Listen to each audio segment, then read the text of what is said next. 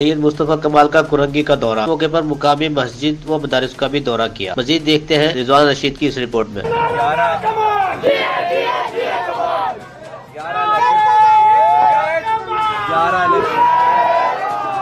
सालों में ये शहर वाले जितवा चुके हैं।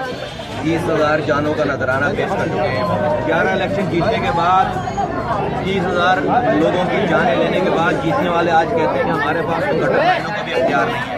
तो मैं लोगों से ये पूछता फिर रहा हूँ कि कितनी नस्ल और कटवानी है कि हम इन लोगों को गटर लाइनों का अख्तियार दिलवा सकें, पानी की लाइनों का अख्तियार दे सकें। तो लोग जो है वो अब कुर्बानी देने के लिए तैयार नहीं है। इंशाअल्लाह ताला ज़मीन पार्टी लोगों का के मसाइल को हल करेंगे और इंशाअल्लाह ताला वो बेहतरी हल करेंगे। यहाँ पे कुरंगी की आवाम ने आपको बड़े इसलिए के साथ आपको वेलकम किया है और ये हैरान है कि एक अवामी लीडर आवाम के बीच में नहीं, लोग मुझे जानते हैं।